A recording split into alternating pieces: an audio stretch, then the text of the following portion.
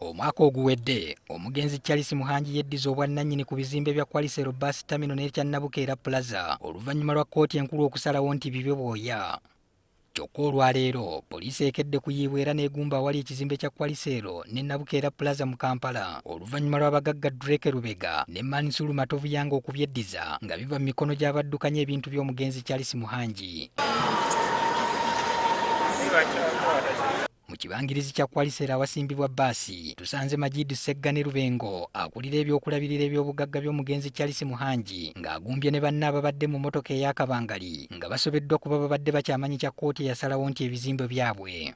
Nsabye abaami bano court order tebagindaze ekipapula kye baleese kya Erasmus simutegeerera simumanyi kye baasoose kyaddeko signature ekyokubiri kiriko signature n'erabika sikaani n'endaba poliisi ejja kuteeking over nga tebafollowinze procedures.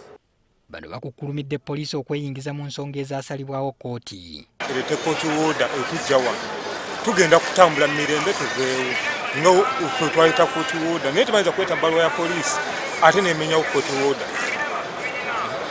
Simanyi nti oba poliisi yatandika ddi okusala emisango eyo twabasinga mu court of appeal. Nze sigenda kuba evicted because of those things. What I want is a court order. Tulinda order of our president nga bwe yayogera.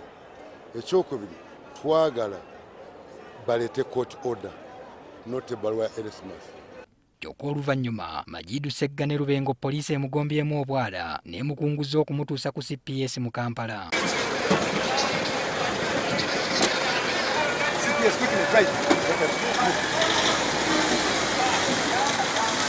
Ne banne ababadde basigadde mu kabangali nga bagumbye balabuse ne beetegula ekibangirizi kino kuba poliisi ebadde ereese ekimotoka kigitikka okugikunguza okugiggyawo.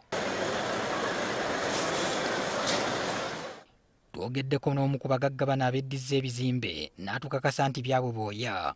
Byaffe ne munnange bamuyita Drake Lubega awulidde twabizimba mu 2004 okuva ku olwo netandika 2005 nekibanga biwedde.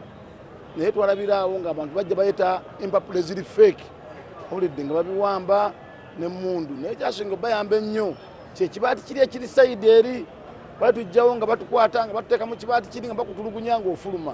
Bakukwata bakutulugunya ng'okola ki ng'ofuluma. Ote nasalawo ne ŋŋamba nedda enough is enough. Atubuulidde nga bw'alina ebiwandiiko ebikakasa ky'ayogerako. Ebintu byaffe byatuddiziddwa kyekirungi naye tusinga nnyo ne twebaza nnyo parliament twaliro wamu kubanga mukama waayo mukyala Kadaaga mulabi yaweereza ebbaluwa omukugu gw'ebbaluwa n'agusimba Anthony General n'amugamba abaliiga bamaze okwetegereza empapula z'abantu mubaddize biki ebizimbe byabwe era ebbaluwa weeri awo eri mu buwandiike Anthony General eri mu buwandiike Inspector General wa poliisi eri mu buwandiike bona ne bagizinga mu kintu kimu ne bagikootinga ne bagiwa BPC. Ono agambye nti ye ne munne Drake Lubega akataayi nga tekannasala na kubo bajja kuba baagugumidde dde ekizimbe kwokomya amaaso mu kibangirizi kya Kwalisero. Biri bisatu Nabukeera, Jambuli ne Kwalisero n'ettaka lyaffe liri wansi awo nawo tugenda kuteekawo ebizimbe era omulimu gwaffe mu ggwanga lyakulizimba. Kino ekibuga kyaffe tekyetagisa te muntu tuyambako. Onyanga atutegeezezza nti ebbaluwa y'okweddiza ebizimbe bino yavudde mu ofiisi ya Attorney General gy'atujulizza.